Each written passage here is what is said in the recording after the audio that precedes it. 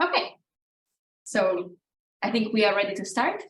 Good evening, everyone, and welcome. It is a pleasure to host you and welcome you here for this public roundtable on liquid democracy with 4 distinguished international guests. So we have Bryan Ford over here from the who is a professor of decentralized and distributed systems from the Swiss Federal Institute of Technology in Lausanne, Switzerland. Christina Zuber, professor of German politics from the University of Konstanz, Germany. We have Karsten Donnay, professor of political behavior and digital media from the University of Zurich, Switzerland, of course. And then Davide Grossi, professor of multi-agent decision-making from the University of Groningen in the Netherlands. My name is Chiara Valsangiacomo, and I organized this event together with 3 colleagues, Cristina Sarasua over here, Lucien Heitz here, and Manon Revel here. So just like the 4 experts you all came here for tonight, we are a small team of researchers working in very different and often too distant disciplines. But nevertheless, we share an interest in this very fascinating topic of the future, present and future of democracy in the digital age.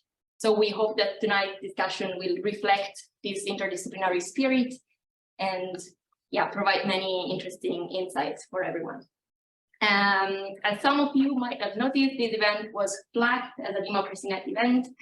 For those of you who don't know it yet, DemocracyNet is an association of researchers for the study of democracy. And I am the vice president of this association. And we organize several of these kind of events, transfer events with the public.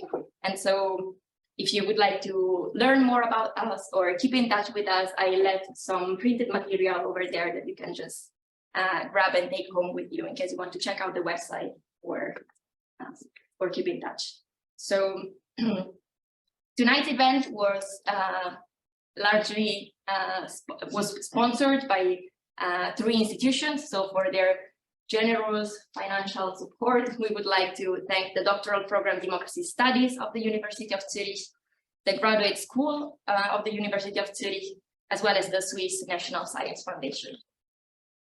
And yes, so as for tonight's agenda, we will start with a 45 minutes moderated discussion with the experts, and then the discussion will be followed by a 45 minutes Q&A with you in the public.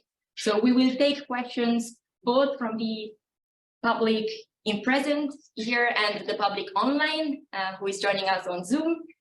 So for those of you who are here, you can just raise your hand and either myself, Christina, or Oana, thank you very much for reminding me about your name, Oana, we will be in charge of passing around the microphone. And for those of you over here who are joining us online, you can just type your questions in the chat, and Christina is moderating the chat and she will take care of reading out loud your questions. Another important information, this event is being recorded. So if you don't want to end up in the final record, you just can move to either the back or the edges of the room, so you're not going to end up in the record itself.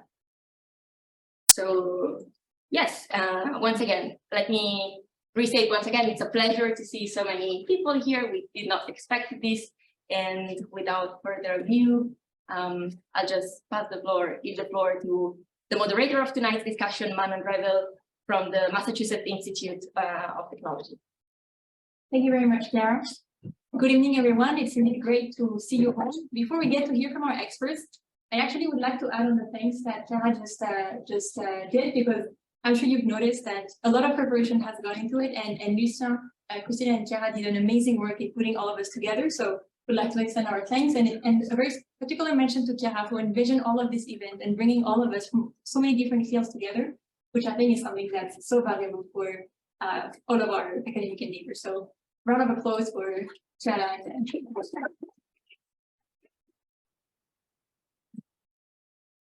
And as a mean of introduction, I'm pretty sure that most of you know about liquid democracy, but just in case any of you saw these 2 words and were wondering why, how we could actually make democracy more liquid. A little bit of introduction about what this means. So liquid democracy is an emerging voting paradigm that comes with three main components. The first one is that we don't have elections where we have candidates and we need to choose between a candidate and you're only the one that gets a majority of votes get elected. In liquid democracy, we can nominate basically anyone in a population, and delegations have a specificity, they are transitive. So if I nominate Davide, who in turn nominates Kirsten, then I'm represented by Kirsten by transitivity of delegations. Liquid democracy also comes with this idea that we can recall delegations when we're not satisfied by what the representatives have been doing, and delegations are per issue and not just for to form a government for a duration of 4 years. Okay, so now that we're all on the same basis, knowing how we can liquidify democracy, I would love to hear about the first time you encountered liquid democracy and what made you feel really excited, but also very suspicious eventually about this concept of liquid democracy. And let's go with Bryan. Yeah, tough question because it's I was thinking along these lines, well over 20 years ago, and finally, formalized it into the 2002 paper draft I wrote on that. I was really coming from a scalable participation perspective. I kind of, felt like there's got to be a way to include, a lot more people in a more effective way, and just balance the fundamental tension between, the desire in principle to include everyone, but facing the reality that not everyone has time. In fact, most people don't have a lot of time. And there's also a huge number of issues, topics that, kind of only a few people can really be experts on any one. And so, it was really just kind of thinking about that tension and the tension between direct democracy and representative democracy that kind of led me in this direction. And yeah, the paper from 2002 by Bryan has been, I think, the one that really paved the way towards all of this research. And just so you all know that I think Bryan is the one that formally introduced that concept. Well, I mean, it's a concept that's been reinvented many times. I think maybe first by Lewis Carroll that I heard, but yeah. And Cristina also worked on a very seminal paper on liquid democracy that we've all been citing a lot. So, well, definitely in my case, it was actually your paper that, we got interested back during my graduate studies as a PhD student, where my best friend was a political philosopher. His name's Christian Blum. He's the co-author of the paper. He's the philosopher between us. I'm the political scientist, but we both studied philosophy and political science and constantly talked about the relationship between normative and empirical democratic theory. And then the Pirate Party came up with this idea, and it became really popular in Germany. So people actually started to talk about this, like not everyone, but more people than would usually, I guess, talk about it, because the party tried to implement it. And then we just realized we have no idea how to place this from a democratic theory perspective. And so we just started an autonomous workshop, just asked around among students and graduate students, do you want to join us? We're just going to sit together and try to figure out whether this is a desirable thing, like from a normative perspective or not, or how we could locate this in the usual discussions in democratic theory. And then we collected some writings for that reading group, and yours was, of course, crucial. And also some older stuff by Miller on proxy voting. So we tried to sort of put together a reading list that was a mix of, things that were found online, gray literature, and some older public choice debates about representation. So that's how it started. But yeah, you also started it for us, together with the Pirates, of course. And so far, we're not going to have any suspicion. So do you have Davide or Christian any suspicion? So I remember that I was actually quite enthusiastic when I encountered it, but I think in my case, it was 2016. I was based in the UK, and I was during the build-up of the Brexit referendum, and I was sensing that things were going wrong. So somehow I stumbled. So I was looking at digital democracy issues, and I stumbled, I don't know how precisely, on this concept of liquid democracy, and of course I got intrigued. one thing that sort of took me some time to get to grip with was the problem of cycles. And I think if I had to mention one thing that, especially at the beginning, sort of bothered me a bit, was this potential for cycles, because in the end, the thrust of the argument for liquid democracy is to increase participation, right?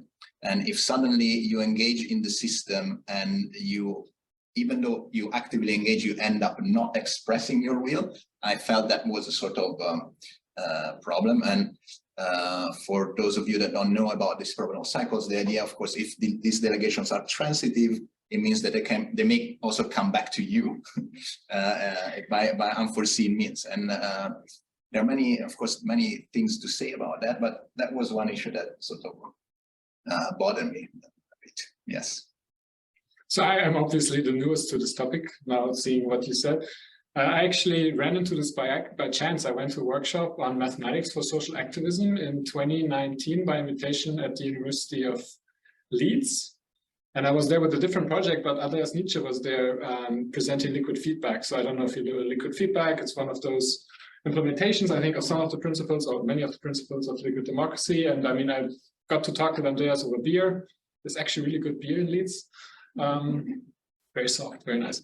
And so I think this is a cool thing. Like I thought, like just on an intellectual level, like this is a really cool idea. And obviously, as a political scientist, it's very interesting. But I had not before really thought about these, you know, alternative means of voting, of participation as well. And sort of since then, it's always followed me a little bit, because now I'm working much more closely on digital democracy and more actually on the other side of things. So like, what's the acceptance of people of digital means? How do they actually participate in a new digital way? And I'm currently, what we're doing is we're just digitalizing sort of the old ways, right? And we're just doing digital transformation, but without innovation. And I mean, there's clearly this potential that we have to change things a bit more fundamentally. And then principles like liquid democracy would actually potentially solve some of the issues we see today, especially with participation, for example. I mean, Switzerland is unfortunately infamous for that. We have a basic democracy, but not so many people actually participate in it. So, I mean, there would be a way, right, if you could activate people with different means to maybe get them more engaged. On the other hand, I see also one of the biggest issues there, and I think we might touch upon this again today in the debate, is that if you introduce new principles and new ways, and they also come with new responsibilities, you know, including having delegations as a very fundamental thing, for example, who's going to do it, how they're going to use it, how do you think about it? And we know actually people's understanding of current democratic processes and their way of participating is not always as complete as we might want. So I sort of like, just from an empirical point of view, we ask questions about digitalization, and we know actually that people are pretty scared of it. And so aren't they not going to be even more scared if we now come up with, you know, liquid democracy and sort of all the machinery that comes behind it? So I do believe in its value, but I'm just wondering, is society actually at this point ready for it? Or is there ways that we can make it that people are actually willing to engage with it? So I think that for me is the biggest issue, without having, you know, waded too deeply into the technical stuff. I think this is the biggest questions I have right now. Jumping up from this idea that the liquid democracy machinery is fairly complex, because it's this 3-layer cakes with transitive delegation, instead we call them per issue votes. If you, let's say that you're given a card to change tomorrow one thing in the current political system, and you have to choose one between these three, what would you like to change?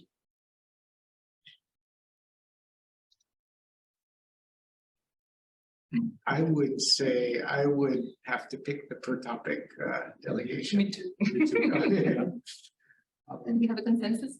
Yeah, I'm kind of surprised with that, but I mean, in my case, it goes back to the scalability thing, because, you know, without that, you don't get the scalable participation. It's essential to that. The other properties, I think we could live without, like, you know, it doesn't fundamentally change. Yeah, so if I can jump in on this, I also completely agree. And I think, you know, if you look at the sort of traditional system of representation, one of the issues has is that it sort of generates an enormous information loss, because by selecting representatives, all these representatives then had to vote, represent yourself on all the issues. And that also has, I mean, we see in that this mixed with other societal sort of issue around the way media are structured, etc., it may generate sort of fault lines. So our representatives may not be able to agree on some basic stuff where actually there is agreement in the population. And I think enabling representatives per issue at least would get rid of this sort of information loss. And what you have in mind would be some either sections in the parliament or smaller parliaments that conduct the same type of work that what's currently happening. So you would see this as an alternative for the ways in which we currently do representative democracy, broken down per topic. You could think of policy field specific parliaments. There's also discussions about that. And an additional reason that I really like about this issue specific delegation is that it doesn't force you to accept these bundles, which we currently are forced, the parties are putting together policy bundles for us. And every one of them is a compromise for us. So I always, like at every election, I agree on some issues with one party and on others with another. And then that's a way that gets you away from this. Like you don't have to compromise anymore. Sort of. Yeah, exactly. It's an additional beauty of, I think, this idea.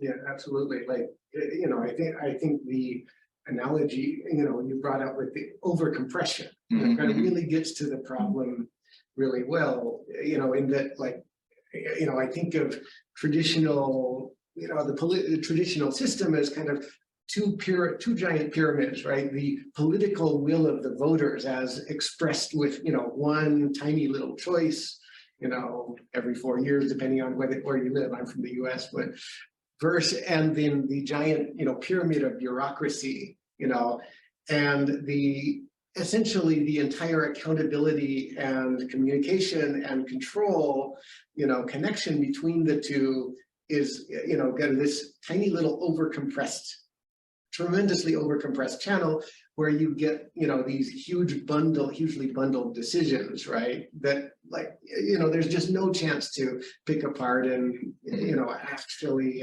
optimize, right? And so. And it also, I mean, it leads to problems of representation for a lot of groups. Yeah. Right? I mean, this is well known. Smaller groups are not well represented, especially in these big systems. With these, the bigger the bundle, the worse the representation of the individual smaller demographic, right? And I mean, this leads us to new fault lines. I think this is an important debate, not just the big polarization into the camps, but also that there's entire groups who feel excluded from society with, you know, destabilizing effects potentially.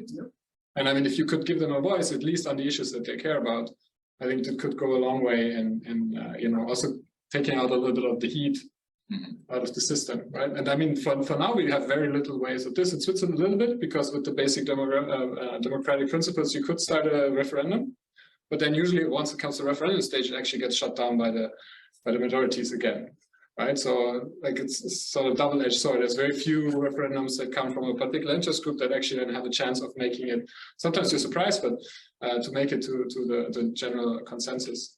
So I think that, for me, is one of the biggest. That's why also for me it was a clear one. I'm just not sure. Does it work? Like on the technical level, will it work without the other two? Would it work as well, or would it be desirable, for example, to have at least this transitive property, for example? I think that's a good question. I mean, I think just say allowing only one level of delegation. Of course, it would, you know, kind of make it less like, you know, what I think it ideally should be.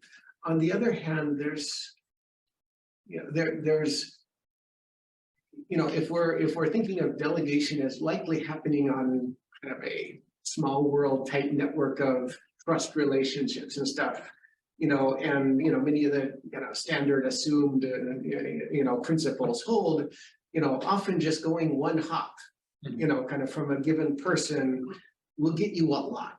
You know, in terms of like, you know, kind of getting to you know, just one hop to someone who probably knows a lot more about this particular topic than you do, or at least is a lot more interested in it and willing to invest time learning about it and making informed choices about it, right?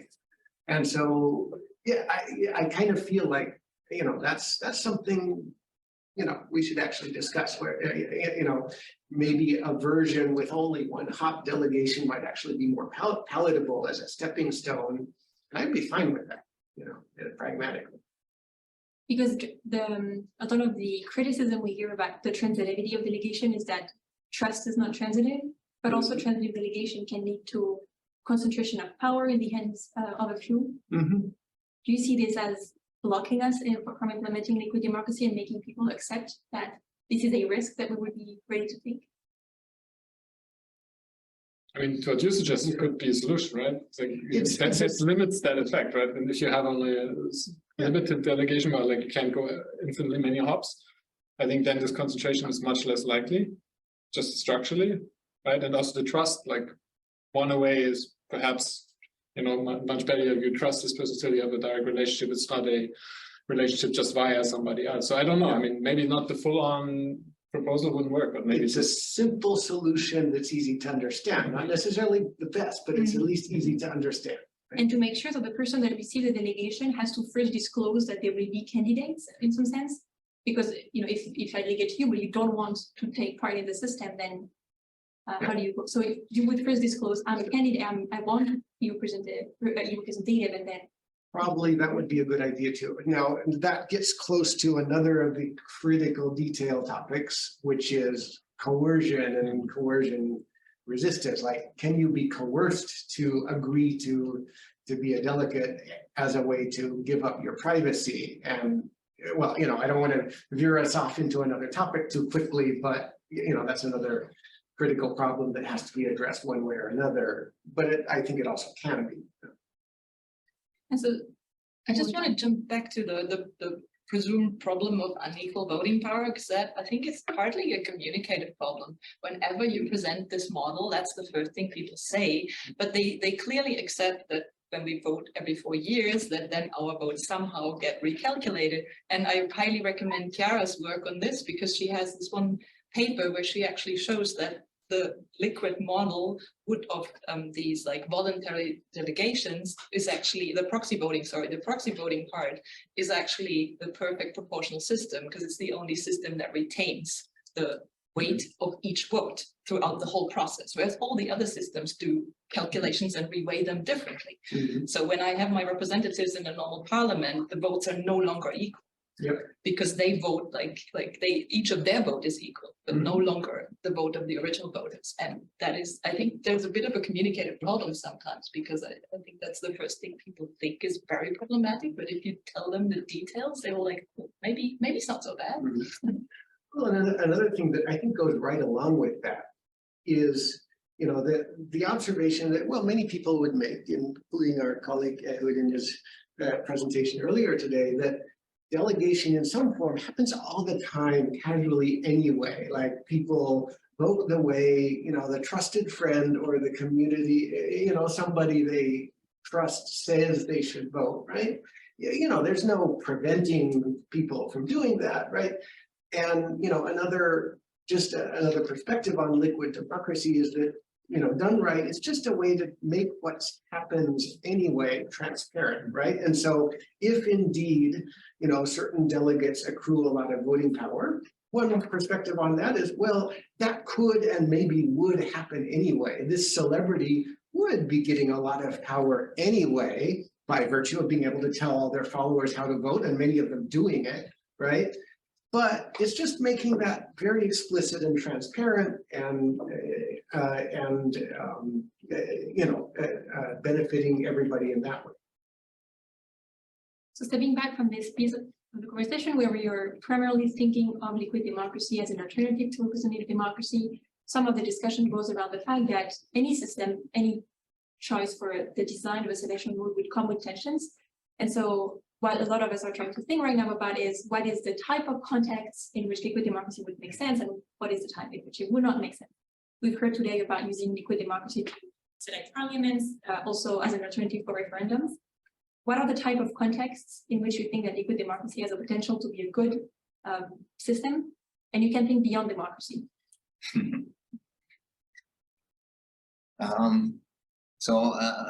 Maybe if I can start, then I think a good starting point, also in terms of experimentation of sort of ideas, would be within public organizations such as, for instance, universities. So if you think of if we think of universities also as possibly maybe stepping up there also role modeling also for a more participatory democratic society. Well, you know, then I can imagine thinking of policy making within a university being supported by tools implementing some form of liquid democracy.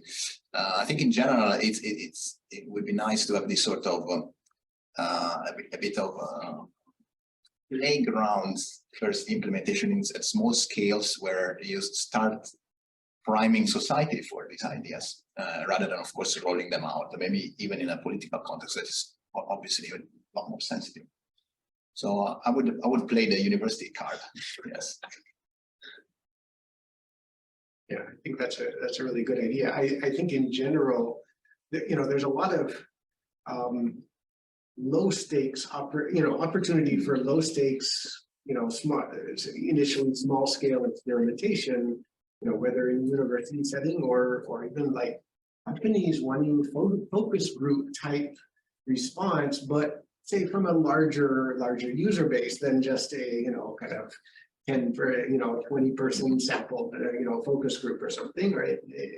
I think, you know, this could be a way to, you know, in a scalable fashion, get a lot more people involved in, you know, any, you know, even casual decisions. I think I've been a big fan of the Google Votes experiment for a long time because they chose exactly, you know, a great topic, food, you know, and because like, you know, it's low stakes enough, but it's something that everybody cares about. So it also exercises the scalability goal. And I think that's also important. You know, it needs to start low stakes, but it also needs to exercise the scale, right? You know, start small, but it also needs to scale. Otherwise, we're not really exercising liquid democracy.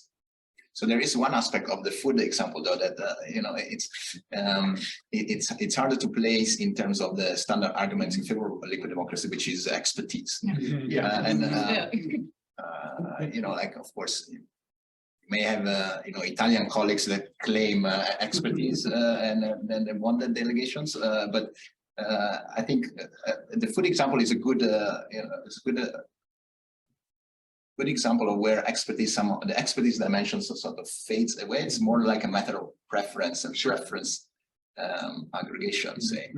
Yeah, I think I still think parties would be an amazing playground because you need an organization that deals with multiple issues, so you can test out like whether the varying expertise of people can really be brought to bear, and so you have these like varying delegated relationships, and I think parties, are like mini parliaments in a way, because they do bundle these issues together, but that means they also debate them. So that's why I thought that the party was an interesting experiment in that regard. I think, like, hypothetically, without thinking of a concrete organization that uses a playground, I think the abstract features should be that there are multiple policy fields or issue areas, but they are separable.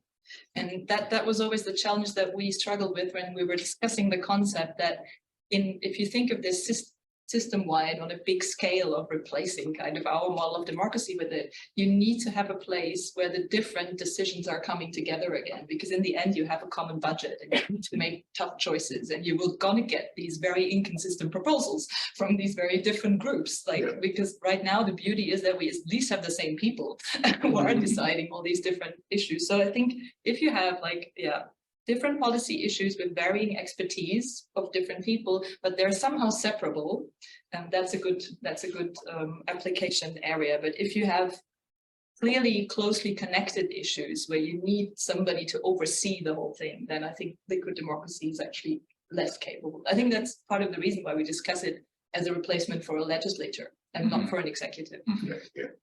But isn't it then also something that would work on a like small policy domain, like for example in, I don't know, participatory community decisions? I mean, I think there's some who have deployed this, right? There's some platforms who have some form of maybe not exactly liquid democracy, but some sort of alternative aggregation schemes. And I think that works rather well because you actually have these properties, right? You have separate policy domains, you have very diverse crowd, very diverse issue, and they somehow have to come together, and you have actually expertise because maybe something is about, I don't know, building a local playground, and something else is about, you know, sanitation, and another one is about something else. And people actually do have expertise in these areas. And then this delegation principle makes sense because not everybody in this community wants to deal with this. But through this process, so I mean, I think in some ways, this is a good example where it could work, and also something where it's low cost and low risk. Yeah. And also, I think one of the things that seems to most promising for me is if you want to convince a society to adopt this as a principle more broadly, if you show them that this works in your town, city, village, community, that's the best way, because you get a feel for it. It's sort of the way that we are socialized into our voting system is the same way. That's how our parents vote, that's how we see it, that's even how we vote in class, that's how universities vote, very much by majority rule. And then, I mean, if you see that it works differently, there's principles, and actually it's fair, it aggregates votes maybe even more properly than in other systems, then I think that's a way that people would sort of get the feeling for it. And then you can maybe introduce it later in a more structural way. And I think you're American, there's probably the Supreme Court would have something to say about one person, one vote principle and things like this, right? But I mean, before you try to jump that hurdle, maybe, you know, get people on board. And,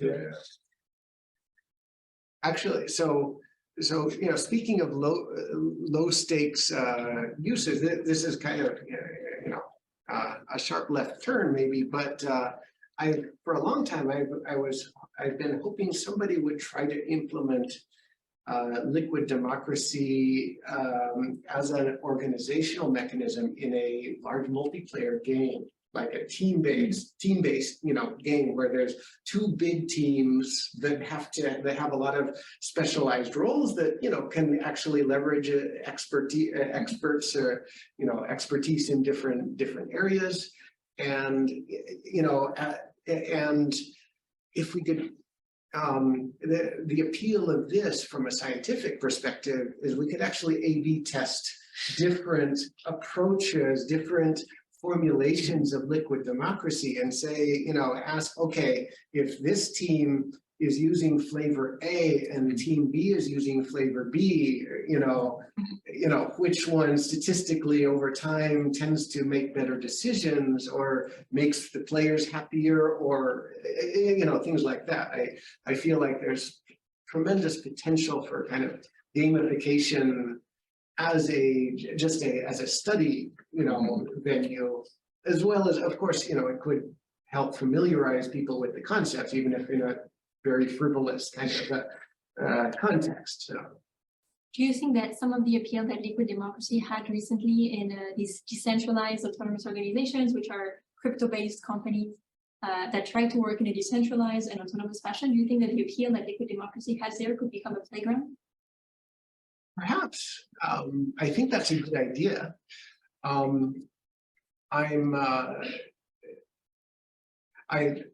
I feel like you know, too many of the DAO type projects seem to operate mostly in an investment model, though. So I'm not sure how, you know, how big of a subset would even, you know, kind of appreciate the goal of, say, one person, one vote style democracy as a foundational starting point. But I know that there is a subset, you know, important subset that probably would, you know, be interesting, and that would be a good playground, I think. I've heard of some being interested in liquid plutocracy, where you do delegate, but the amount of money that you carry or the amount of the tokens you carry goes along with the terms of delegations. In general, do you have more opinions already on the governance topic in Web3, potential use of liquid democracy there? So I think, well, it's a difficult question. I think, like Bryan said, I feel there is a fundamental difference really when it comes to application of liquid democracy in that context with respect to sort of our real world society. And I think it's the difference indeed by sort of one person, one vote principle versus the one share, one vote principle, or one token, one vote principle. And of course, I mean, when we talk about the governance in sort of in the blockchain space, we are dealing with basically we have completely different trade-offs, in my opinion. Like on the one hand, you want to incentivize sort of investment in the system you are governing, and that means like allowing people to accrue tokens and say monetary, crypto monetary rewards. And on the other hand, you want to sort of guarantee the robustness of the system against external attacks to it. So particularly you want to maintain some level of decentralization. So this sort of concerns, I think, they play a much, they're more alien to sort of the democratic or the digital democracy context, in my opinion. But of course, you know, the idea you're already hinting at, that, you know, we can think of liquid democracy applied in that setting by whereby a delegation means transfer of tokens and therefore also weight in a governance context. I think to some extent already happens, right? If we think of mining pools in Bitcoins, well, they are essentially your sort of delegating to your computing power to somebody that would be administering that for you. So there is already a little bit of that, and of course I can see these principles in many flavors, perhaps entering also that space. But it would be a different, I think, a different game. Yes. Yeah, if I can add to that, I actually speaking of mining pools and effects like that, I think there is quite a bit of awareness in the, kind of the broader decentralized Web3 blockchain community of basically the problem of re-centralization, centralization, but also the tendency to centralize further when you have this pure investment model where, inevitably one way or another, the rich keep getting richer and, the early adopters always, are usually the whales, right? And and I've seen this, and there is still small but increasing interest, even I think from people who aren't necessarily driven by democracy per se, but just a desire to have decentralized systems that stay decentralized in some way, like through I've heard quite a few startups wanting to do like, airdrops of their tokens to big populations, one per person, just as a way to get, kind of spread out the stake a little bit more than, kind of their concentrated early investor base, right? And so, I think there is, awareness and promise of this from different angles. Switching gears, moving away from liquid democracy, we had a question pretty close to our hearts about interdisciplinarity, and in particular how we can conduct interdisciplinary research in environments that have been built around fields that remain pretty segmented. So we have a very exceptional plurality of expertise in this panel. Also, some of you have actually worked with one foot in different environments. How do you think we can conduct interdisciplinary research? If you think it's needed, that's the premise I can start with. I guess this is a good idea, no? I mean, for me, actually, this is the essence of it. A workshop where you put people with different backgrounds into the same room and, let them first try to talk to each other, which is not a given. We all have different languages. So we approach problems from a different direction. We have different motivations to try to address them. So I think that is sort of the zero step. And then the first step is to really just to start agreeing, on the things we think are important that we have to develop. And I mean, maybe this is something that could be an outcome of this workshop too, is that I've seen this like sort of this, I don't know, exploring the field, marking the field, papers that come out of these kind of things where people really then have to sit down and make it concrete, because over coffee things are easy. But then if you have to write it in a paper and actually like spell it out and like, okay, these are the big questions I'm interested in, these are different ways, this is why social sciences want it, this is why, people in a more technical field are interested in it. And, how can we find common ground and what are the big challenges that we all see? I think that, for example, can really change the field. Like this can give momentum, because then also for somebody like your papers, for example, others will read it for the next 5 to 10 years, sort of building on this and this joint knowledge that people had in that group of people. something that's very hard to come by. So I think like workshop plus a paper that actually tries to, you know, map the field as it is right now, define the status quo, and then sort of map the way forward is a very good way and proven way of fostering interdisciplinary research. I've been doing interdisciplinary research now since, I don't know, definitely more than a decade. You've been doing, I'm sure, much longer, but like the one thing that's a constant is that you first have to learn each other's language. And this can be hard enough. So I think even now, today, when I realized people were introducing themselves, people were using terminology that I happen to know because I have foot in 2 to 3 different disciplines, but probably other people didn't. So I think something like this is where it starts, and that's super important. So the 2 days might already help sort of pave the way for this.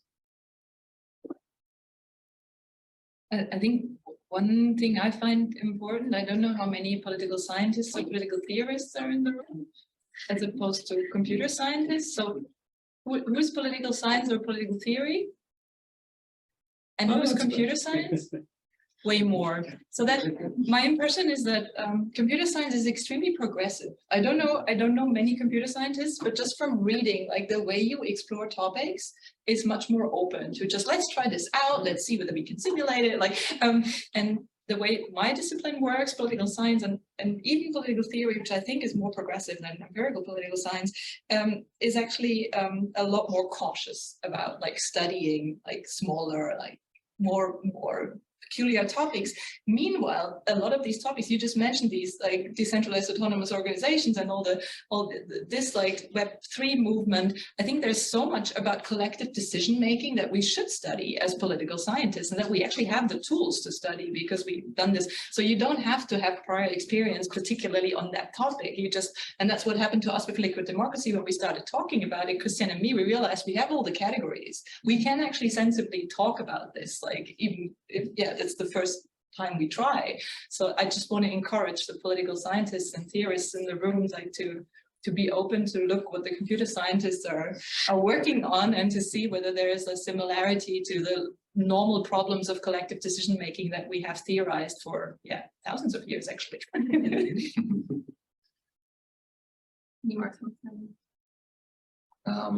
Well, maybe so.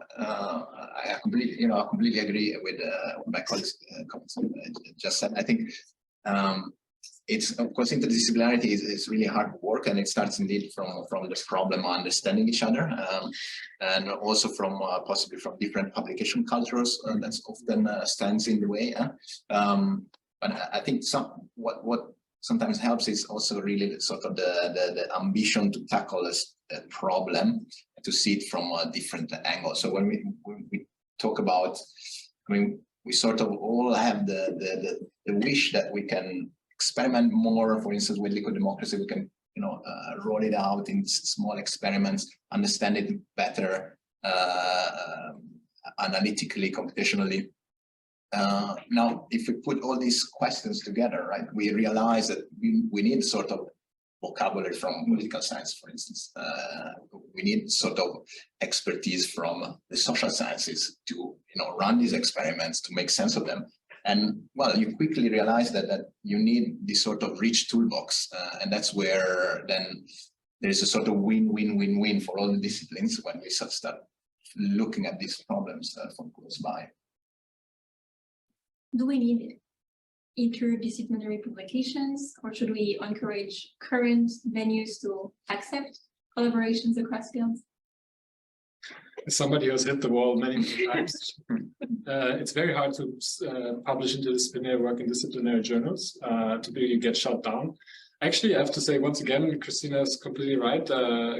Computer science are much more open, including the venues for letting people from outside of the field in.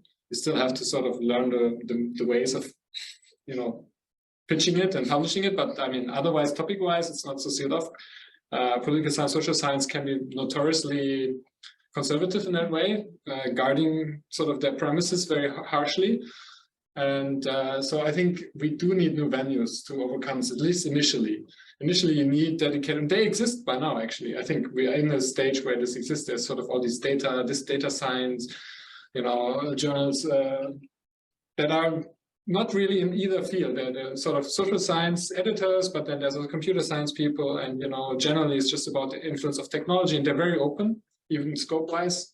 And I think they're not as highly ranked, often very well read, very well received, but I think those are ways to get things out there until sort of the mainstream in the other fields also realized that this is an interesting question. And then, so we were just before the panel talking about the sort of rejections and comments we sometimes get from submissions. I mean, you should really put them up there, because it shows, first of all, shows the ignorance of the people reading it.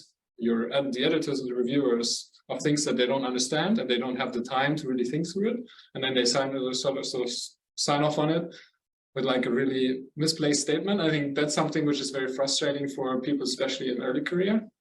They should delegate their reviews. Maybe they should delegate the reviews to somebody who knows, but I think the bigger thing is you need dedicated venues that sort of overcome this initial hurdle, because otherwise some of these papers never go out, or they end up being on archive forever, and well received but not published, which is, I think, the worst possible.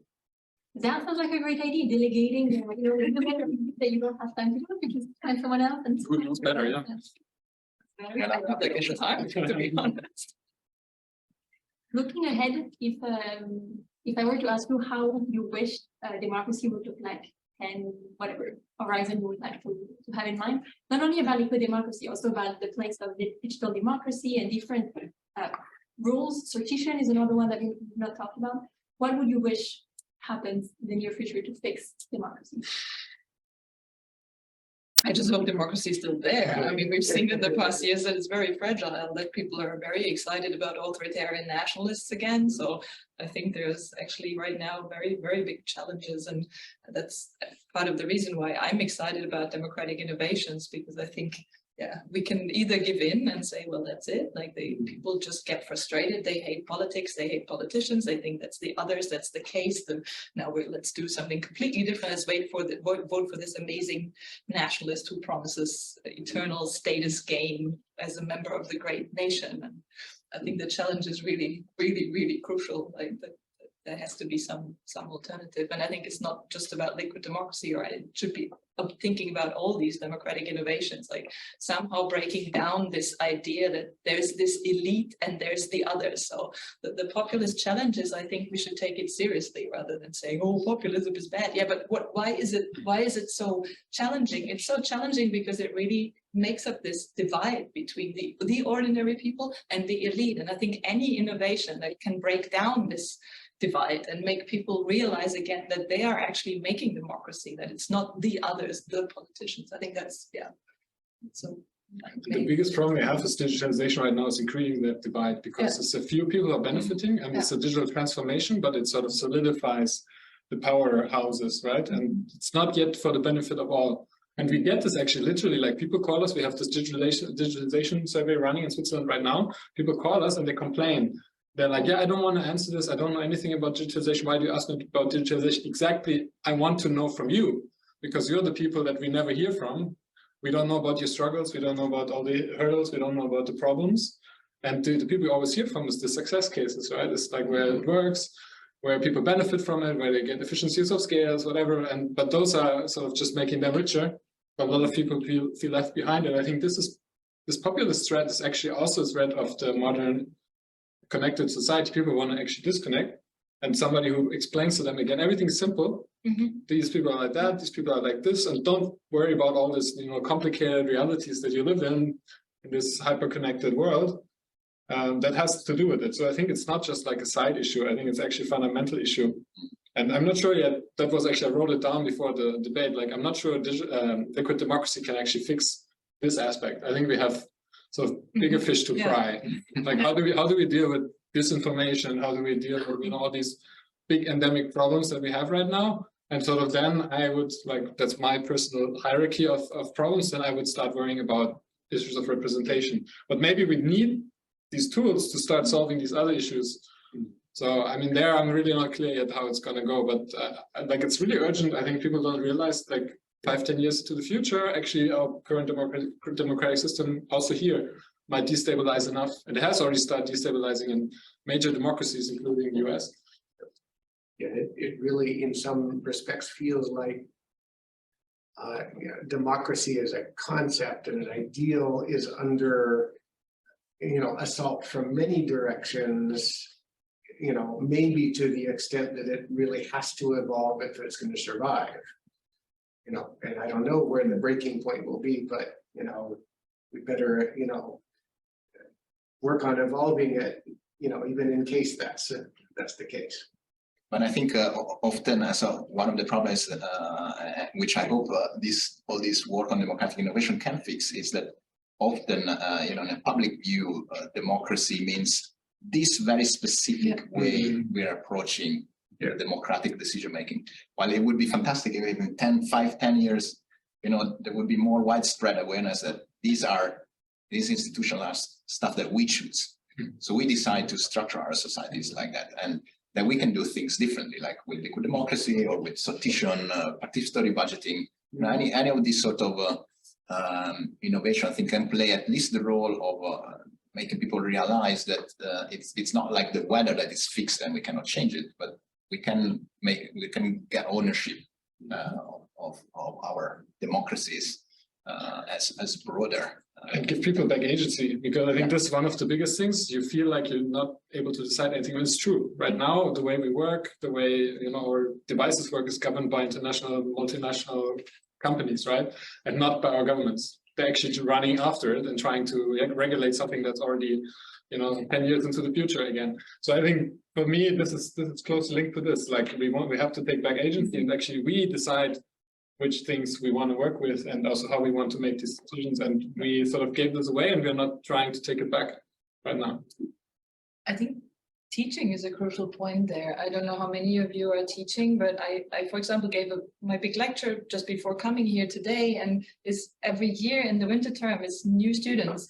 And I totally agree that people usually can only imagine democracy as it's done in their country. So I have these German students and they hate direct democracy because they think it leads immediately to dictatorship, because the majority cannot be trusted on anything because of our historical experience. And then I expose them to the Swiss example, and I expose them to different models. I tell them things could always be different. We can institutional design things in many different ways, and they all have, and I think that has impact because I see them later on. Sometimes they get back to me. One of them now worked for the big sort of climate deliberative debate that was organized in Germany at the national level. They know why sortition matters because they heard about it and why it brings in very different people than if you have self-selected participants. So I think, yeah, those of you who are teaching, I think it's not enough rewarded in academia. I'm very sad about that. I try to change it wherever I can speak up. So I think teaching is our biggest impact. It's much bigger than those papers that nobody ever reads. So yeah, if you're teaching, expose students to different ways of thinking democracy. Thank you very much. I'm going to now open the floors to questions.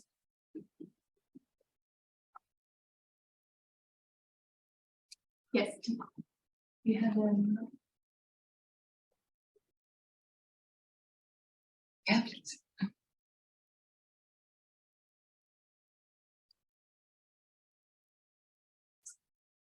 Yeah, thanks a lot. It was fascinating discussion. Thank you very much. I have a question regarding, Christina Zuber already said it should be probably limited to legislative processes rather than executive.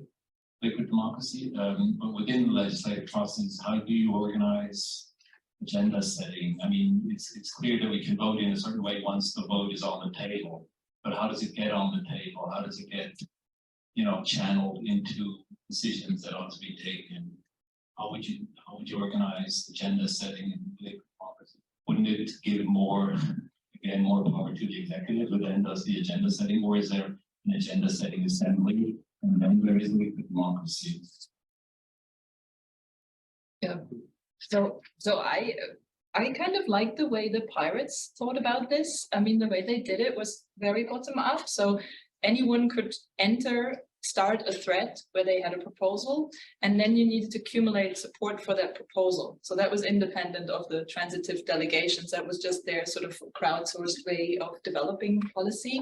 So, and then they had a certain threshold for how much support you needed until that got put up, and then the delegations happen and then the voting happened. So I think that was very bottom up. Otherwise, I agree with you that we don't think of it bottom up, then we get just the same problem at the next level. So if we just do it for voting and not for agenda setting, so that's my answer. Like that example. I don't know what kind of your.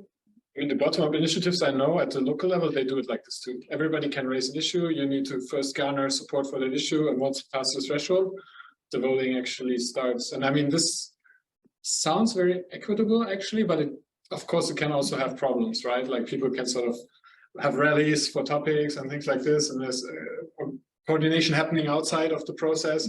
But I mean, in principle, this is not bad. I mean, this also happens in our system, right? Like lobbying or so is part of our society right now as well. So I mean, this wouldn't be new. This would just not solve that issue. But I think it would not give more power to executives. It would sort of keep it as a bottom-up process. Yeah? But it takes longer and it takes an extra step. It's scalable. Scalable, yeah. Well, sort of. Not infinitely, no. One thing we wondered about when we were working on this topic was that if you have like diverse proposals popping up and how do you, but then there's tagging logic, so you could sort of piece them together if two things come up that are on a very similar issue, that you would have to somehow combine them. But I think that's where computer scientists are good, because you can then machine learn, like tag the text. Yeah, but I think this is a very important aspect, the agenda setting aspect, in terms of empowering or giving agency to people and real meaningful participation. So I think when we talk about liquid democracy, definitely if we, if we look at what, for instance, the Pirate Party did in the liquid feedback platform, they saw liquid democracy as an integral part of the whole process that went from agenda setting to decision making. And I think that's also very important when we speak about democratic innovations with a participatory element.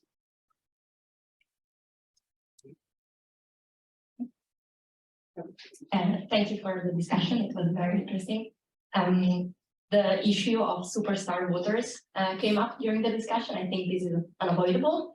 And I wanted to ask you, how do you think that this concentration of power into the hands of like single individuals in liquid democracy is different from, say, a party gathering, collecting the majority of votes in a more traditional representative setting? So I guess I've thought about this, kind of concentration of power issue quite a bit. I don't know the answer, but I have kind of come to feel that there is one key hazard that's kind of specific to at least certain formulations of liquid democracy, including, I think, my original broken one, which is that you can only delegate your whole vote to one person or to one delegate. And I think that particular structure risks creating an artificial concentration of power that doesn't actually reflect the true, say, will of the voters. Because, just as an example I often use, if, kind of a lot of people know that Alice, Bob, and Charlie are all almost equally, strong experts in this space. They're all three superstars. Alice is a little bit, Alice is the well-known worldwide expert, right? So, and everybody kind of knows that, and Bob and Charlie are not far behind. Well, if everybody who knows that, can only delegate to one person, then it's all going to Alice, right? And whereas, in reality, Bob and Charlie should be, just a little bit behind in the actual amount of voting power that they get, but, well, they might get almost nothing in this kind of artificial, right? So this is kind of a potential artifact of a particular style of, liquid democracy. And we need to, if that worry is true about that type of liquid democracy, then that's a bug we've got to fix, right? But then, kind of popping, backing off of like that particular bug, I'm more kind of feeling like, as long as the mechanism is not buggy like that, I feel like, well, if power is concentrating and that is truly reflecting, kind of the distribution of trust and respect in the population, the kind of thing that might happen with casual delegation anyway, then I don't see a problem, right? I feel that maybe that's that concentration is something we just need to make transparent and live with. So I think that also a key difference of concentration of power in liquid democracy is that it can go away very quickly because of this instant recall component, which is not present in standard sort of representative mechanisms, right? So if a concentration of power occurs, it does occur under the constant check of people that can actually remove that power whenever they want. So this is a sort of internal check mechanism that liquid democracy enables.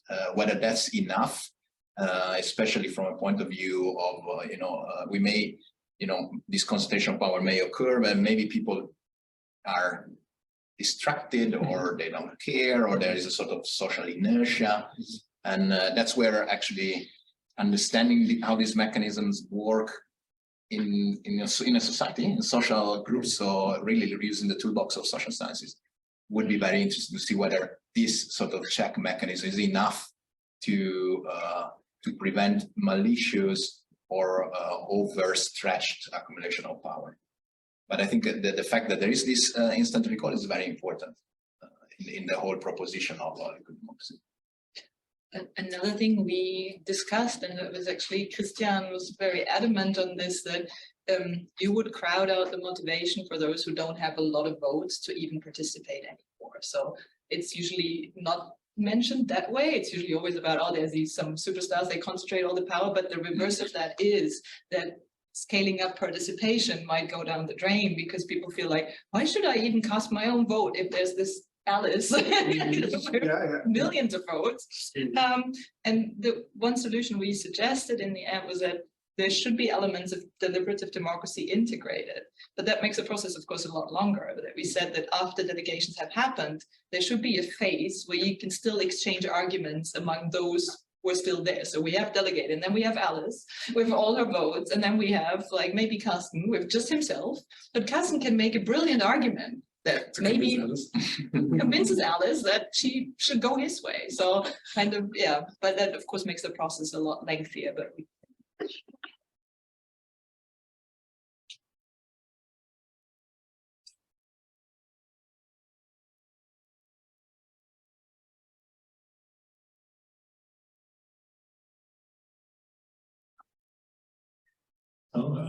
thank you very much for this debate. It's very interesting, and it's also very interesting to see all those interesting people here today to be able to discuss. I come from a very practical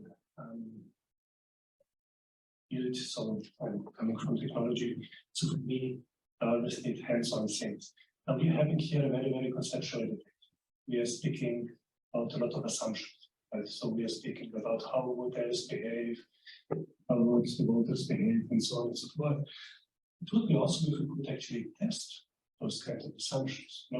Back in the days, we as a generation had the possibility to look at the pirates. They were trying to instantiate ideas which maybe they heard from us, maybe they heard from anybody else, or they just came up themselves, and we could observe how they are behaving. It was a little laboratory out there in the wild. We could follow up their story. And let's be frank, that was about all. We had some fun. So maybe the question is, how can we as academia, how can we here kickstart a new experiment? How can we cultivate a new breeding ground where we can have again, people in real situations behaving according to this, which we can then observe, where we can test our hypotheses, where we can improve our technology. What's your view on that? What would it take to make something like that happen? Actually, I don't think it's so far off, no? I mean, for example, we have already, there's this deliberative platforms that exist in smaller policies.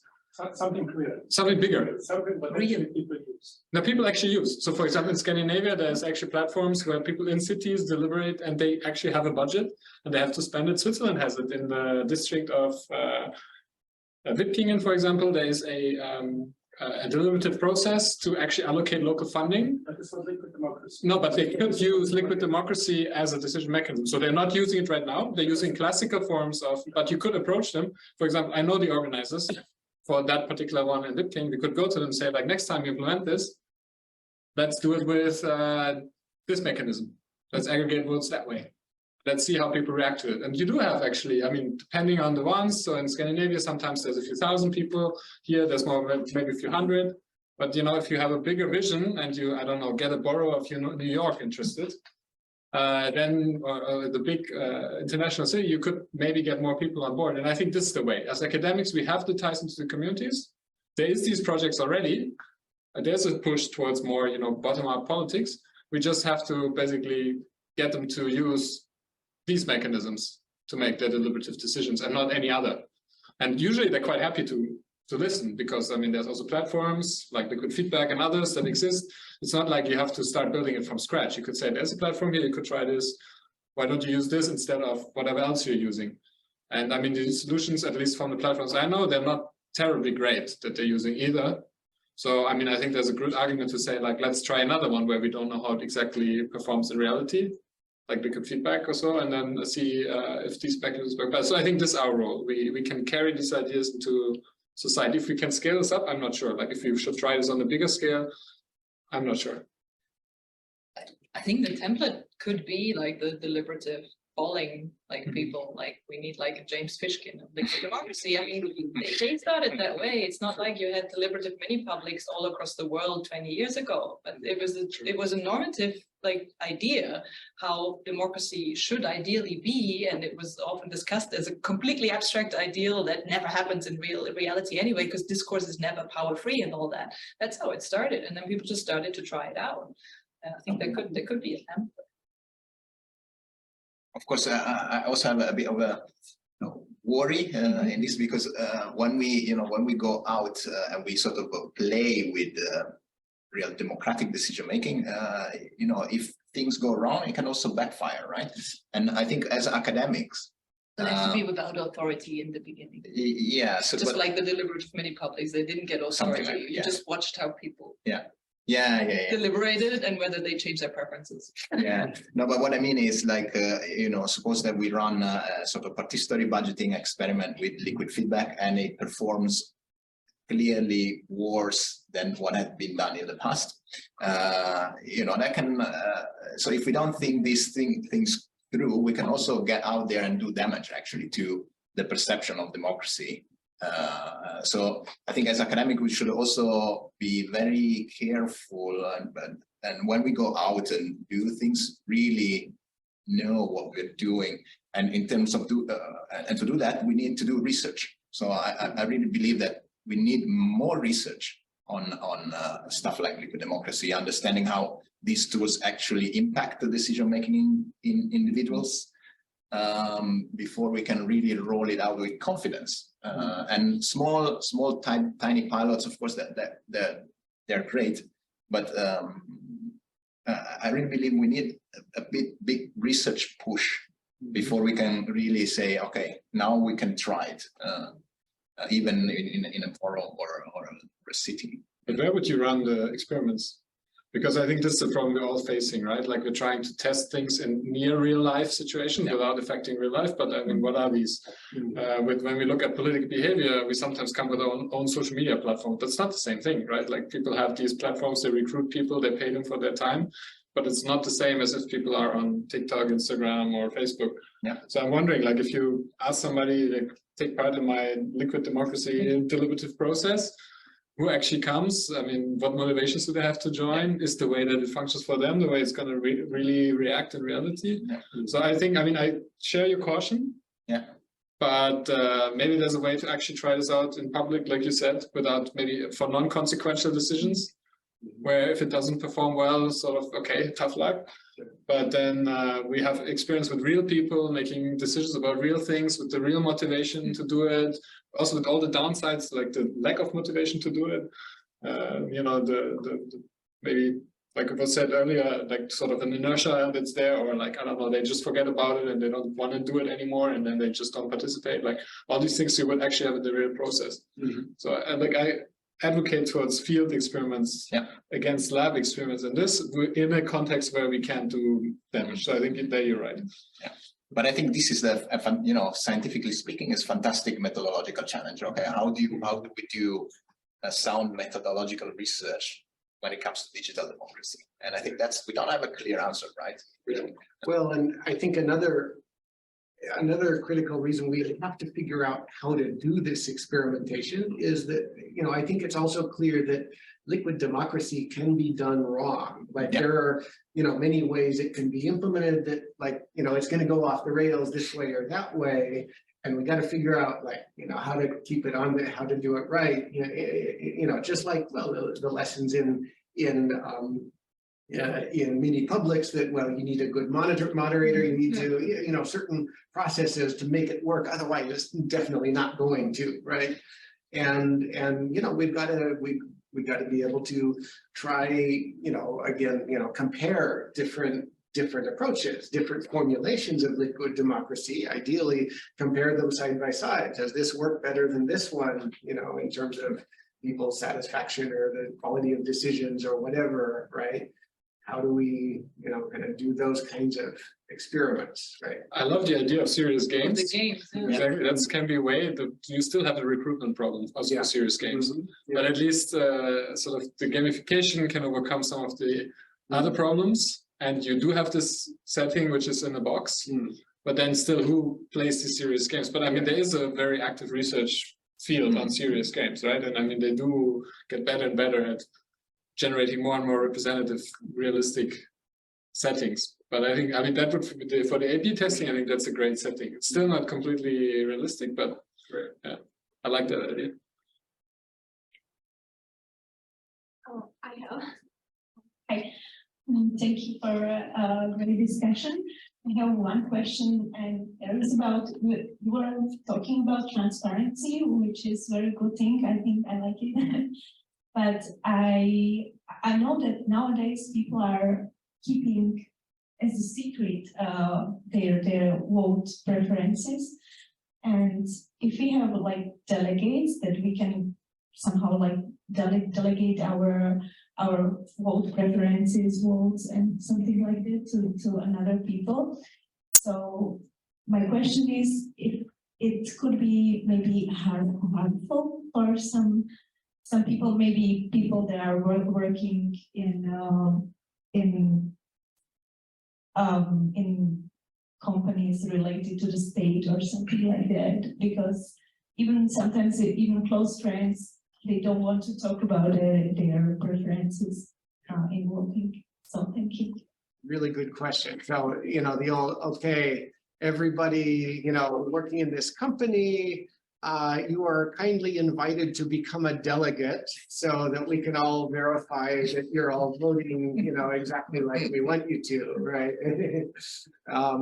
Yeah, and I think that's a huge issue that has to be managed. I mean, certainly before liquid democracy gets applied in any high stakes context, you know, where that's a potential concern.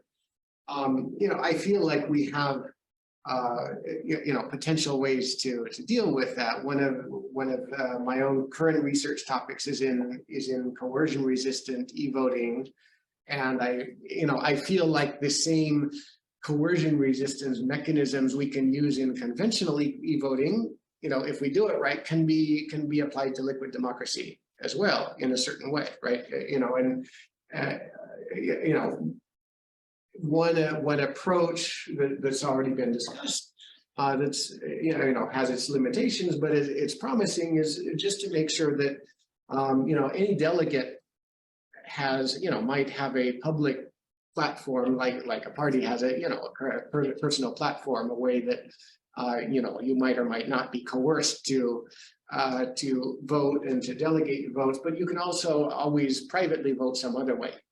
So your individual vote, can always, if you do it right, your individual vote can always be coercion resistant, even if, your public platform, might be coerced in some way, right? So, well, that is not an ideal solution. It's one of a number. Another approach that I'd like to see explored is using our privacy preserving technologies to explore a middle ground between full accountability of delegates versus no accountability. For example, have a mechanism where a delegate does not, all of a delegate's vote does not automatically get revealed, but maybe over time, each voter delegating to them can check in a privacy preserving way whether, at least 50% of the votes statistically go, are similar to your own preferences when you express a preference, or, to be able to check statistically that, kind of they're not going completely the opposite direction, while also leaving the delegates agency to disagree with their, and I know this is kind of a political theory, kind of a general ongoing question, just what extent should a delegate be considered mandated to do exactly what I think they should do, versus to what extent they should be free agents to, do something that, well, is different from what I expected because they actually know better. They're the experts. They should decide, right? And so, it's a complicated, difficult question, but I think there are some very promising approaches. I mean, for me, this has two levels. One is at the level of your preferences, which you express by delegation, right? I mean, I think that could be kept private, or it should be kept private, right? So then not every member of the public is directly recognizable as having, a complicated voting profile, but knowing what the delegates are doing, you could then sort of back it out, right? So I think that is something that's important, because we don't want this. We don't want everybody else to know where we politically stand. And then I think at the level of delegates, I'm actually not so concerned, because if you think about today's practices, especially US, for example, every roll call vote is recorded, is public. There has to be very specific mechanisms where votes are private, but generally speaking, everything is public. So delegates or representatives in a representative democracy, they are accountable for their votes. They can still decide to do not what their voters want. And these are professional politicians.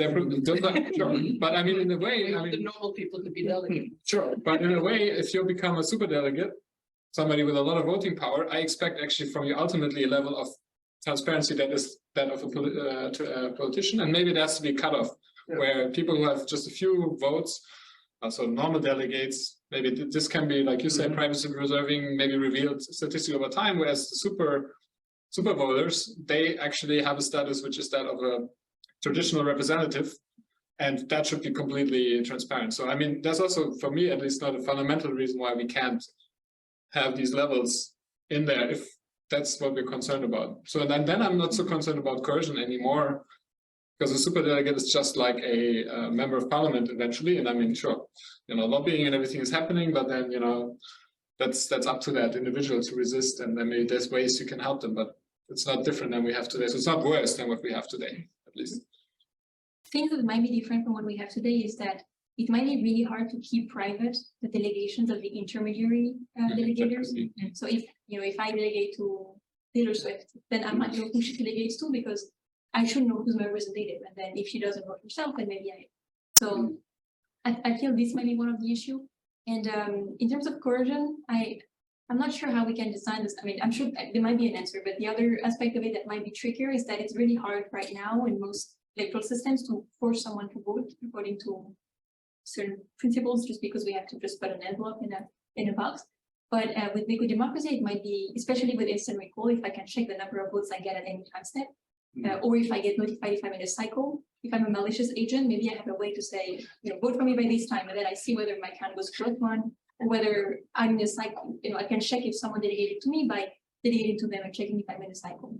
So I feel there is still a lot of unexplored potentially problematic tensions between transparency and privacy and liquid democracy. Yeah, I think that's absolutely true. There are kind of real important hazards like that that have to be explored and looked at. On the other hand, I don't think so.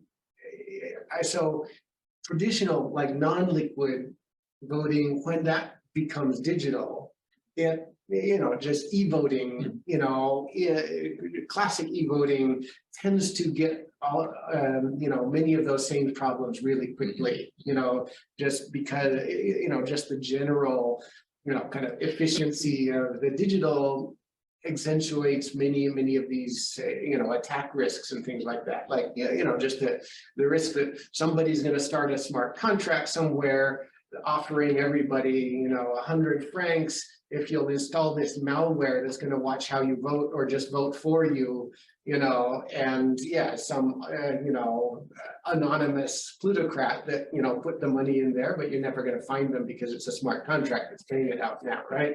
That apply, of course, we got to worry about those kinds of things, but that applies just as much to classic e-voting as to liquid democracy. So, yeah. Okay, cool. Hi, thanks.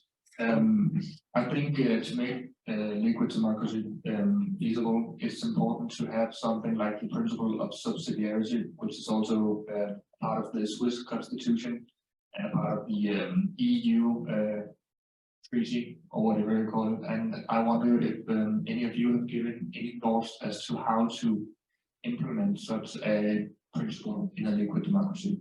That is how you decide which topics you have to take care of at a national or state level and which topics you have to decide on a more local or communal level.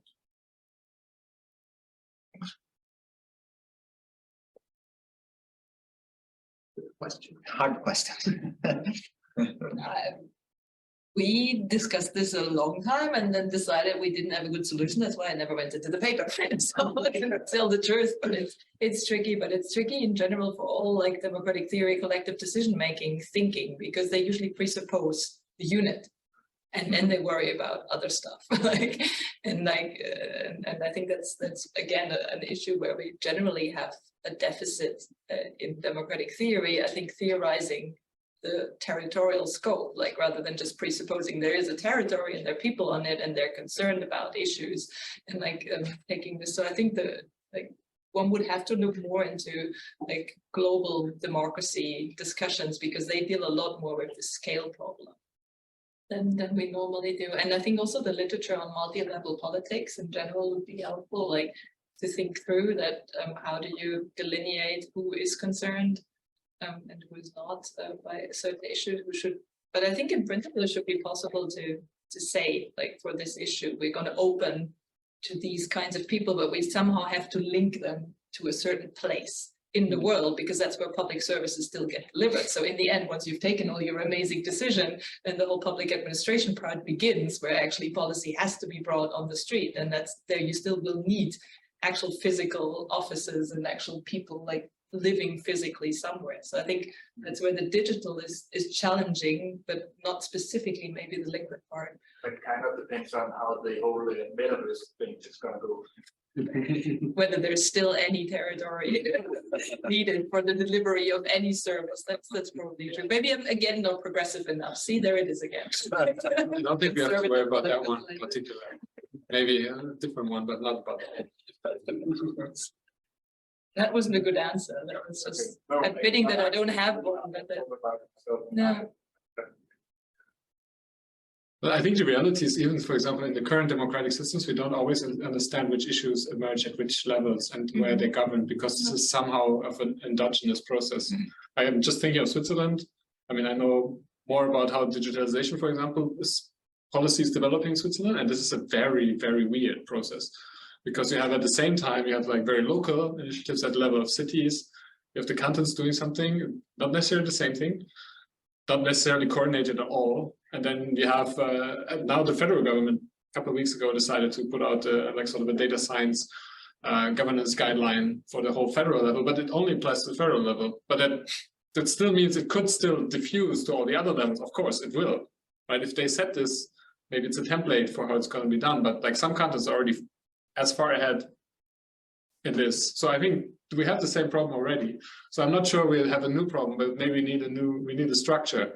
So like this example you had earlier, if you had like policy specific parliaments and you have a delegation just for that, they could be anchored, right? They could be anchored at different levels. And then, okay, we have to have the agenda setting process at all the levels, but then with more similar to our current system. So maybe that's not a great solution, but it's practically a feasible one, which is not worse than what we currently have and has the potential to be better. But I would fear that having to set issues and localize them at the same time, that's going to be a nightmare. So I think somehow the issue setting domain has to be localized. And then you have to worry about how this scales and, you know, how this can, you know, diffuse across different levels. But like, I think sort of the issue has to be with a tag of a place, because of exactly what Cristina said, like, because the issues are going to be about physical things, infrastructure, decisions affecting people, you know, short of us all moving to the metaverse, but even then you still have a physical existence somewhere. So hopefully. So yeah, I think this is I think it's not a solution, but I think it's a way to think about solutions, is that definitely sort of this agenda setting topic thing has to be geographically linked. And then, you know, the countries have specificities, is what's the right unit for which things. I mean, this might vary. And there's probably no optimal answer for it either. It could be that the process replicates itself inefficient at the levels, because happens at every level. Yeah, thanks.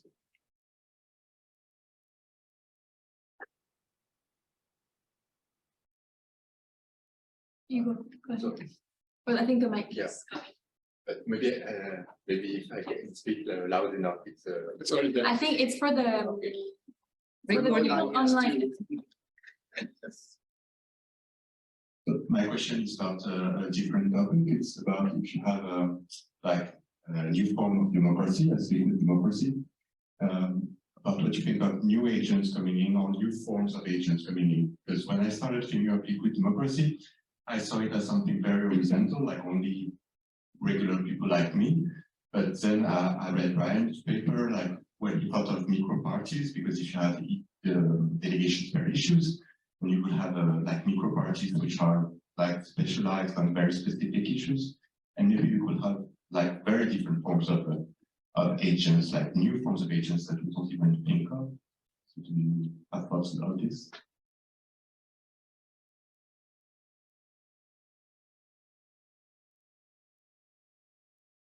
So when you say agents, you mean new political agents? Yeah, or political agents, yeah, so like micro parties or. So, you know, one thing this obviously comes close to is the question of, like, you know, if we're proposing to take a step and allow people to kind of automatically follow somebody else's decision, that's, you know, kind of what delegation is. You know, kind of, to what extent should we go farther and imagine, well, let's, you know, kind of give each person a choice of smart contract that, you know, kind of that like represents them and kind of goes and somehow, you know, personally aggregates, you know, the votes of a bunch of delegates and, you know, maybe does something fancy with it, or even like turn that into some AI or something, right? You know, I think that's you know, kind of going in that direction is a fascinating and you know, there's fascinating things that happen in that direction. I'm not yet sure what I think about it, especially given the major risks, especially of, you know, I feel like there's a major risk of you know, say too much automation, basically kind of effectively eliminating the human from the loop entirely, right? So, you know, and you know, that can be basically another perhaps much worse form of superdelegate problem where effectively, a lot of people are running the same agent that came from, from this company that's, just super slick and convenient, but actually that's making everybody just decisions for them. And that's the new guardian of everybody rather than, actual democracy. So yeah, I think it's, fascinating, kind of how to further develop agents, but super risky too, I think. I think just empirically, it could very well happen that you just anyway get some kind of party, because historically that's how parties came about. They were just voting clubs, like when the parliaments came into being in Europe during the period of democratization, and people were just individual candidates, very local, knowing their district, like chaotic politics, and then they realized they were voting with the guy over there. They always had the same opinion, so they got together into a club, and then from the parliamentary clubs, that's how parties emerged. So I think instant recall is again crucial as a kind of a stopping element that could stop this like natural, because I mean coordination is useful in politics, and parties are fantastic coordination devices. I mean, maybe one related comment, because it now came up in your answers, sort of this automatization aspect, right? One thing that I worry about with these things is as we digitize and also, envision these digital decision-making processes like liquid democracy, there's always an element of speed. And we're introducing an extra element of speed. We are like sort of, the democratic process is deliberately slow for many reasons, including, that it actually is rather resilient in each direction. So you can't have too drastic a change. Sure, you have revolutions, but even those have a build-up, right? So, and I think one thing to not underestimate is that it's not just new players, it's only new dynamics. It's like these automated systems that you could have that sort of take this. And I mean, I'm just thinking from a practical point of view, I have to do a bunch of delegations. I'm lazy. I don't want to do it. So I'm going to go to some, AI assisted thing that's going to help me do it. But then like very quickly we come to the scenario that you alluded to, right? Where sort of it's not the people anymore making the decisions. And the main reason that this actually is because of speed, because it requires you, also instant recall, it requires you to actually pay attention to the thing basically all the time. But you don't want to do that. I don't want to vote all the time. I actually find it's already a lot that, in Switzerland you have to vote 4 times a year on these. I mean, it takes a lot if you really want to prepare for these bottom-up voting. You have to actually read the stuff, you have to really engage with this, you have to think about it. And if you imagine this is a process that happens constantly. So I think it was not exactly a question, but it relates to this, like new actors could come and like sort of exploit this and the speed of it. And then maybe, these fail-safes like instant recall don't work as well anymore because people are actually not reacting near close to this speed with which they should. So I'm not sure if there's people have thought about, it's out of my expertise, have thought about slowing down the process deliberately, sort of to make these things less vulnerable. And then this might actually limit the potential, way in which new actors could form. It might actually make some things just not feasible. Mm-hmm. And then you're sort of stuck in a good way with sort of the more reasonable ways of handling it that we also can, mentally and in terms of effort actually do. Then I wouldn't need to delegate. I think sort of this is for me like the comparison. When do I like delegate? Yes, but not delegate the delegation to an AI also. Yeah, I mean, in the end, it's we go back to the design of the actual system and also to this sort of human-machine interaction problem, right? And that will be central for these type of tools if they're able to be rolled out with high-stakes decision. So, I mean, if we look at the liquid feedback software, I think as a good example. I mean, I feel there is no sort of high frequency element there. It's actually a slow process where people engage, and there is every decision has a specific time window. So of course this has to be engineered in the system, and very often the devil is in the detail, really. Sometimes, yeah, this timing issue it can become nefarious. Yes. Okay, so And More so, problems. I Another hard question. This is more in the technical computer-ish area, I think. But we have to fix a lot of problems before this is even feasible. And one of these problems is you have to verify every single person as an actual person when you plug them into this network as node. And I know you, Bryan, you have proposed this idea of proof of person with parties. And I was curious as to whether you have developed these ideas further or come up with something new to how to you can prove each person is an actual person and don't just make big profiles. Yeah. And you still don't have to centralize the authority to verify people at one place. Yeah, indeed, that's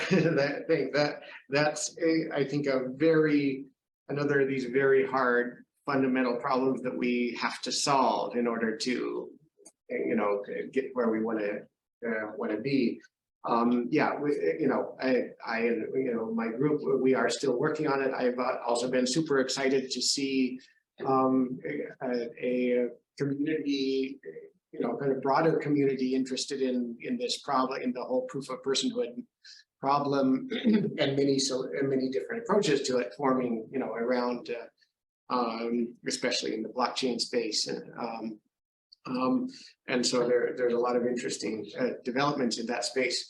I feel like this is, I think, like democracy itself, this is an area where there aren't any like easy or cheap answers, and especially as computer scientists always often tend to be attracted to kind of quick, efficient, fast-looking algorithmic solutions to everything. Okay, we'll just come up with the ultimate crypto algorithm to identify people, or just a better, faster AI to distinguish between real and fake profiles on Facebook or whatever,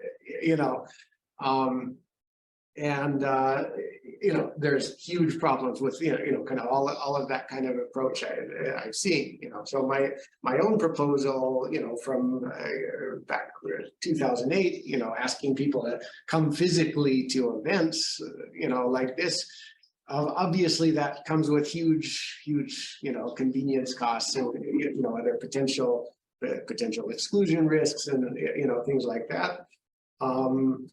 I still don't know of any other way to, apparent way to actually address this problem in a truly decentralized fashion, not depending on traditional government ID or creepy biometric identity or, things like that. But yeah, it's a huge open problem. There's a Danish research facility called Concordium, which researches blockchain. They have identity like the bottom layer of the blockchain, and I think they are using third-party verifiers, but the difference third-party verifiers. So you have a number of different autonomous third parties who all have to agree to call this a person. Yeah, does that make sense? And can you see any value in that?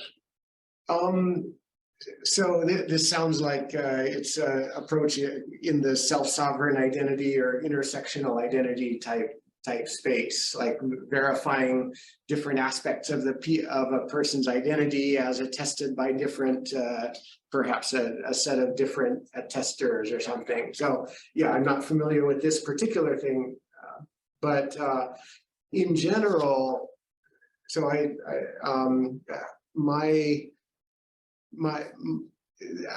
this falls in the what I see as a general category of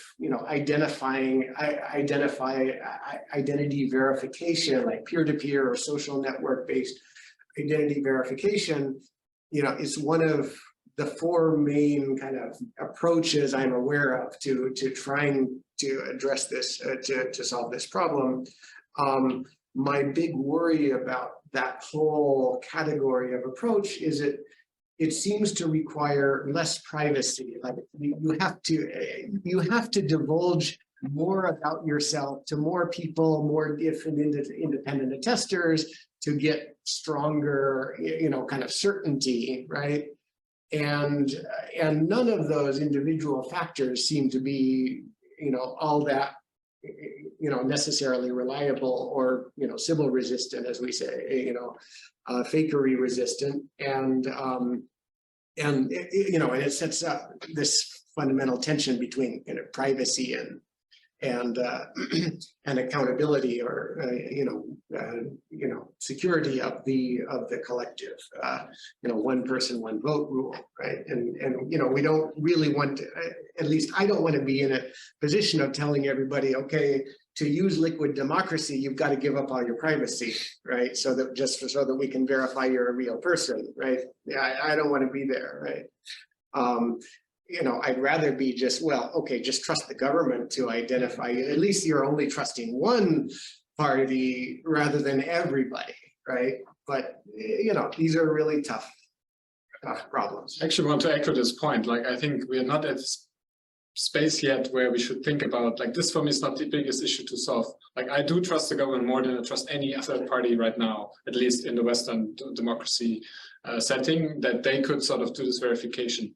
And there's actually ways to do that it's sort of like two-way private, right? You could sort of identify this on a common token, but it doesn't have to be that it's revealed either way, so that they could also not link it back if you're afraid of government surveillance, that they don't have the means to actually trace you on the voting platforms, but the other way around. On the other hand, if you think about the current systems, I mean, sure, like a individual vote is private, right? But I mean, everything about you as a voter is known to the state. So if this is the level at which it stays, and there's a way of sort of verifying me in this new voting system, but my vote stays private, the state doesn't know it, I would be perfectly happy with the state verifying me as a person. Because I do trust, like, as an institution of the state, I don't think we have to actually push this into a decentralized way. This is not the biggest issue. Like, for me, this whole system can work if there's a trusted way of verifying the identity through one trusted identity, which is the state's. I mean, we still want this, I think. So maybe this is not drastic enough for some people, but I think, like, sort of, this is, if we solve all the other problems, maybe we can think about this, but I actually see also some upsides to having a central authority.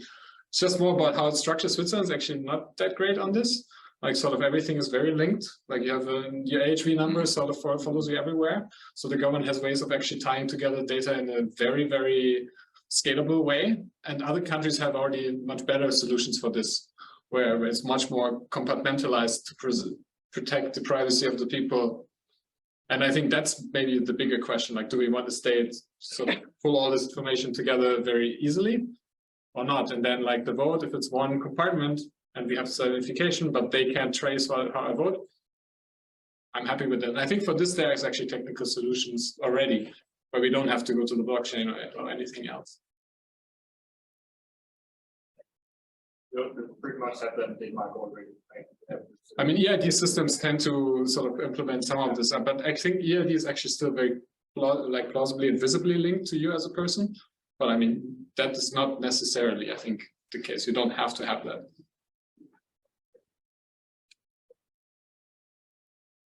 Great. So let us conclude. And before going to the apéro riche, let's thank our great panelists.